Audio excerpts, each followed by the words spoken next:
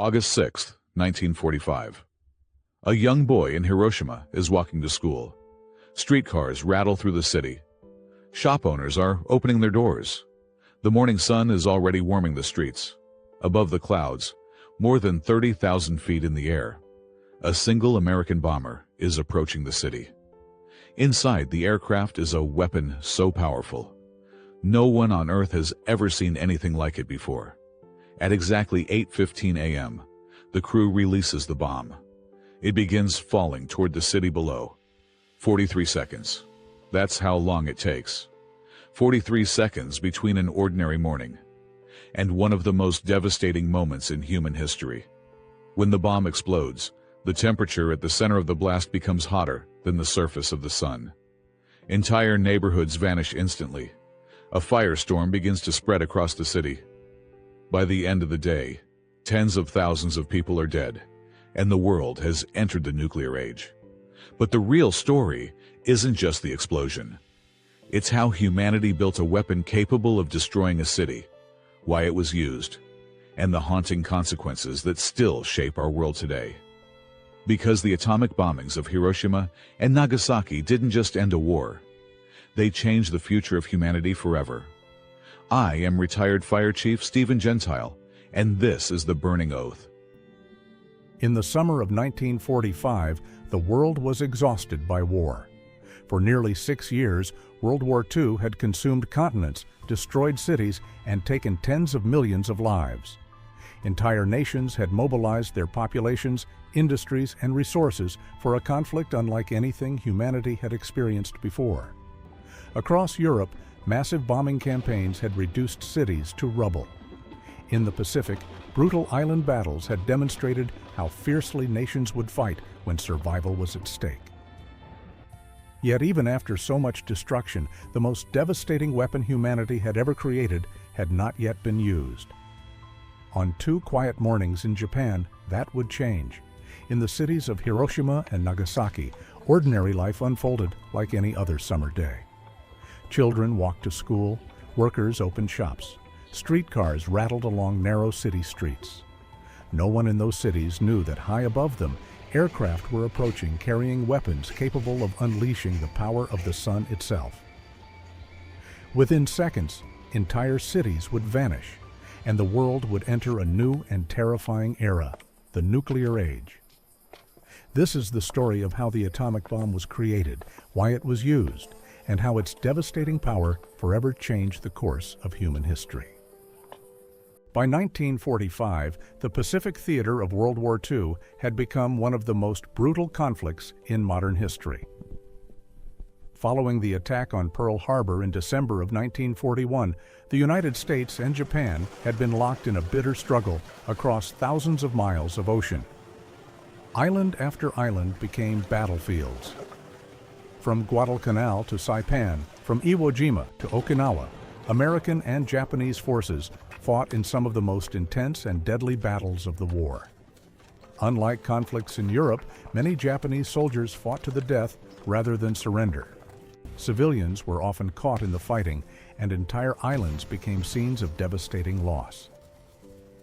The Battle of Okinawa in 1945 was especially alarming to American military planners.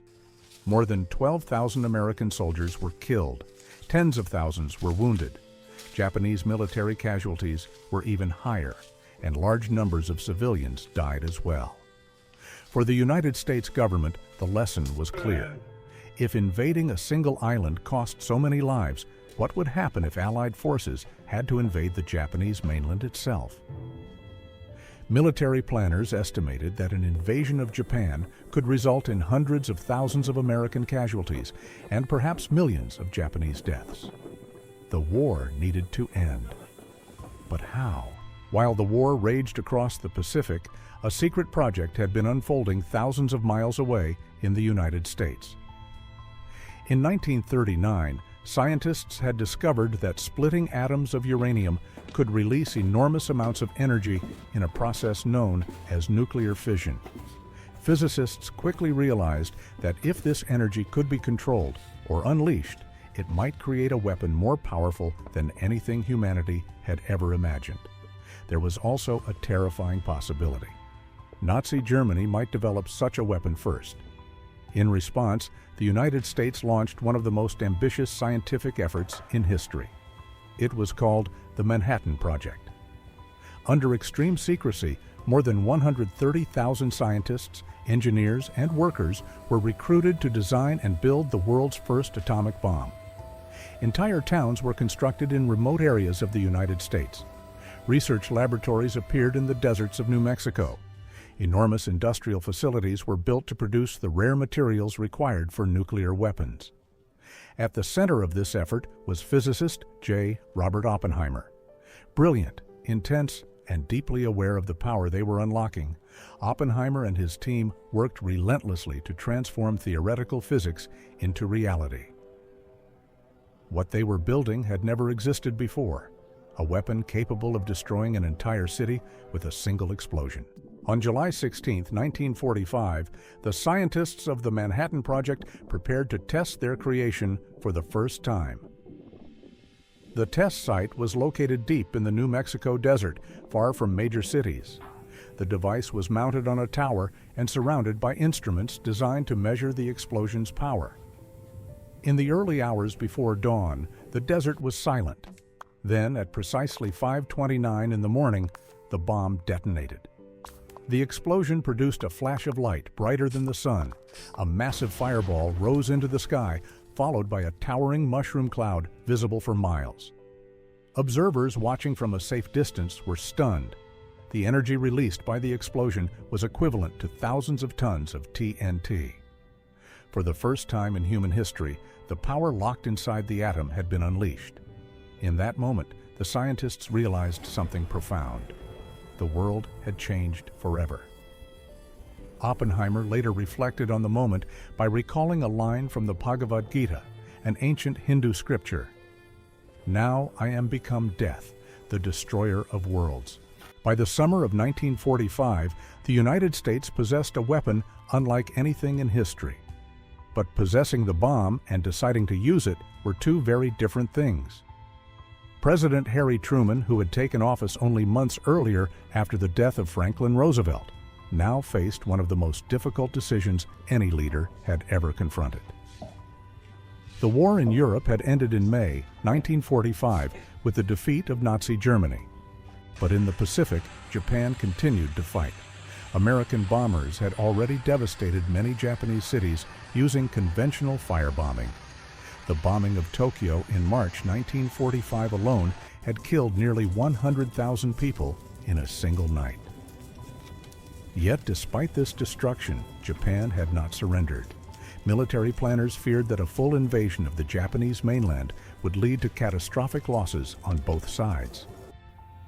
Estimates varied widely, but some projections suggested that hundreds of thousands of American soldiers might die in such an invasion. Japanese military and civilian casualties could be even higher. The atomic bomb presented an alternative. Some leaders believed demonstrating its power might shock Japan into surrendering immediately. Others worried about the moral implications of using such a devastating weapon against a city.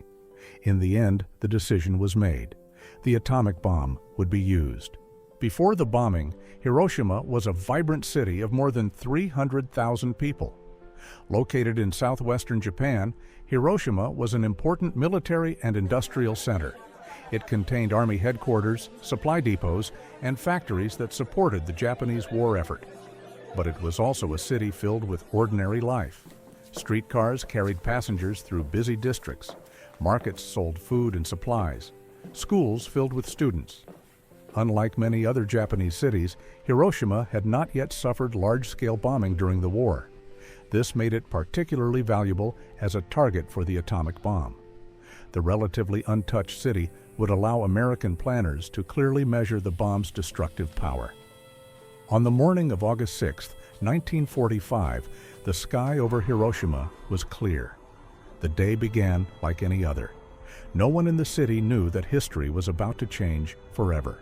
High above the Pacific Ocean, a B-29 Superfortress bomber named the Enola Gay was approaching Japan.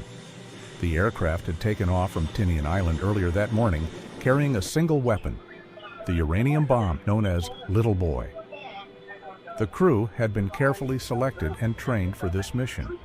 They understood the importance of their task, though few could fully comprehend the magnitude of what was about to happen.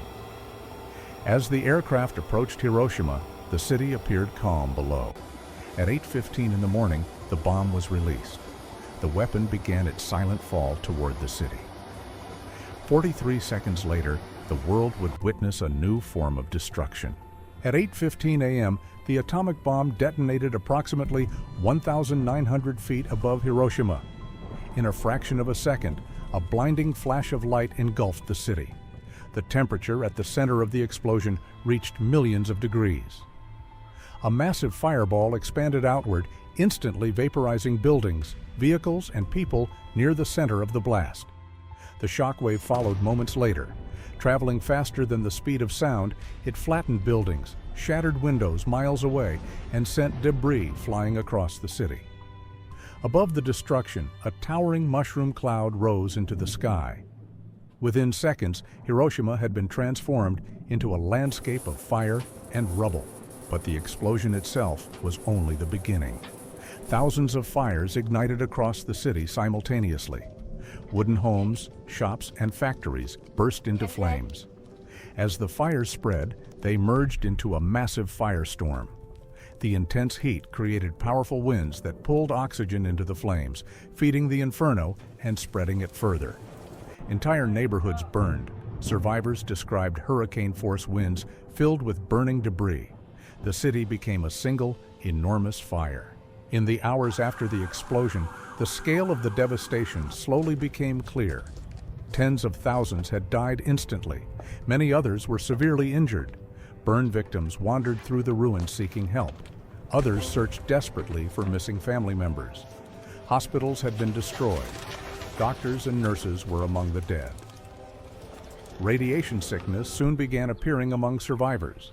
Symptoms included severe burns, vomiting, hair loss, and internal bleeding. These survivors became known as hibakusha. Their stories would later help the world understand the true human cost of nuclear warfare. 3 days after the destruction of Hiroshima, another atomic bomb mission was launched. This time the target was the city of Nagasaki. The bomb, called Fat Man, was more powerful than the Hiroshima device. At 11:02 in the morning on August 9, 1945, it detonated above the city. The geography of Nagasaki, surrounded by hills and valleys, slightly limited the blast compared to Hiroshima. Even so, the explosion caused massive destruction. Tens of thousands of people were killed instantly. The city was left devastated. The world had now witnessed the destructive power of atomic weapons twice. The atomic bombings, combined with the Soviet Union's declaration of war against Japan, created a crisis for the Japanese government. The country faced the possibility of further atomic attacks and total military collapse. On August 15, 1945, Emperor Hirohito addressed the Japanese people in a historic radio broadcast. For the first time, the emperor spoke directly to the nation. He announced that Japan would accept surrender. World War II was over, but the world had entered a new and uncertain era. The atomic bombings of Hiroshima and Nagasaki ended the deadliest conflict in human history. But they also introduced humanity to a new reality. The power of nuclear weapons meant that entire cities could be destroyed in seconds. In the decades that followed, nations around the world developed their own nuclear arsenals. The Cold War would become defined by the threat of nuclear destruction. Hiroshima and Nagasaki remain reminders of both the horrors of war and the responsibility that comes with technological power. Ode, Hiroshima, and Nagasaki are thriving cities once again. Memorials stand where devastation once ruled. They remind the world of the unimaginable destruction that nuclear weapons can cause and the importance of preventing such tragedy from ever happening again. The atomic bomb changed history, and the lessons of Hiroshima and Nagasaki continue to shape our world today. Please subscribe to the channel and like the video. Thanks for watching. This is The Burring Oath.